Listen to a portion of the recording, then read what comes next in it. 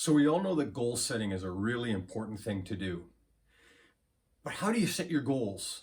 Now, in the past, I know that we've talked a lot, people talk a lot about this thing called SMART goals. And I'm not going to spend a lot of time talking about SMART goals.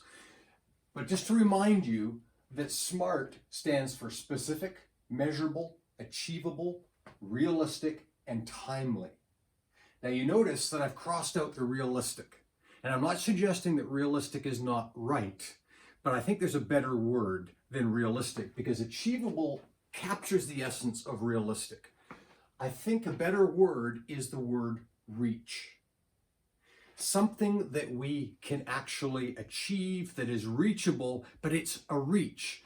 You know, you've heard this thing where people say, raise your hand as high as you can. And people do that. And then they say, now, reach even higher, and everybody is able to go even higher.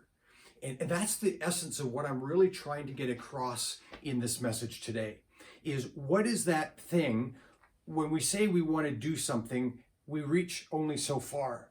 But what if we were to reach? Now, I'm vertically challenged. I'm not going to make any bones about that. So if somebody said reach 9 feet high, I couldn't do it. But if you say reach and just reach a little bit more, I could do that extra little bit because I am intentionally trying to push it to what I can actually do. And that's the point I want to get across this morning, because I was reminded as I was working out this morning. I was tired and I made the decision in advance as I started to go on the elliptical. I normally do 30 minutes on the elliptical. And this morning, because I had done it a number of mornings in a row and I'm doing other kinds of exercise, I decided I was only going to do 20 minutes. And it's a fascinating thing that kicks in our minds when we set a lower goal. This thing we call the will, my desire to do it, my desire to push through. It's almost like I only allocate so much will in advance when I say I'm only going to do 20 minutes.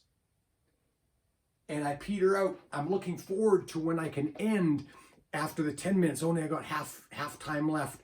And as it goes down to the 20 minutes, I'm looking forward to stopping. But if I were to have in advance said, I know I can do 30 minutes. I could probably do 35, 40, or who knows what I could do. But if I start with that mindset that today I'm going to do 60 minutes, when I know in general I do 30, it may be a non-starter. I may say, this is ridiculous. I'm never going to get to 60 minutes. I don't want to do it. And it's certainly not something I would be able to do day after day or have the desire or the will to do day after day. So leaders, here's a really important point that you need to remember. It's important for your team to set their own goals. You as a leader need to spend time with them one-on-one to figure out what is the best that they can do. And that's different for every single person. But if you push them, you may out of stress or because they're afraid for their job or something else, you may cause them to try to go higher, to push it, but their will not be sustainable. And quite often, it's going to be a non-starter. People will give up in advance and they're going to fudge the reports. And even if you try to hold them accountable, which is not accountable, because unless they buy into it, unless they really believe that they can do it, it's not sustainable stuff.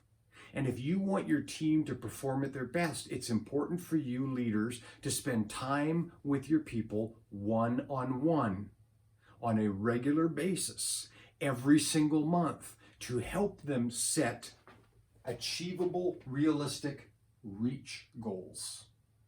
But here's the challenge. Most sales managers, I find this especially, and even in service with service advisors, they don't spend time one-on-one with them.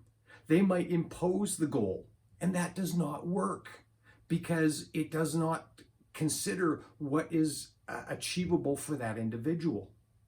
And so it's important to help develop the individual to be the best that they can be. Spend time with them every month as much as they need in order to set realistic and achievable goals, things that they can reach for, and then help to develop them as individuals so that they can achieve that and potentially achieve even more. So today the challenge for you leaders, number one, spend time one-on-one with people that need to perform and achieve goals. Number two, help them to set, reach goals.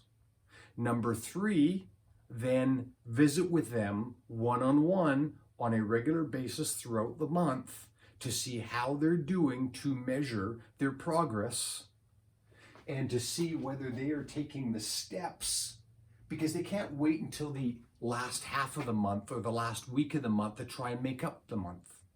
They need to allocate the will early and take the action steps all the way along in order, because their will go down as they are going further in the month.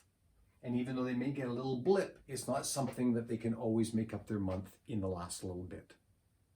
So do those things, leaders, today and for the next month, and do it on a regular basis, and you will see the performance of your team go up dramatically.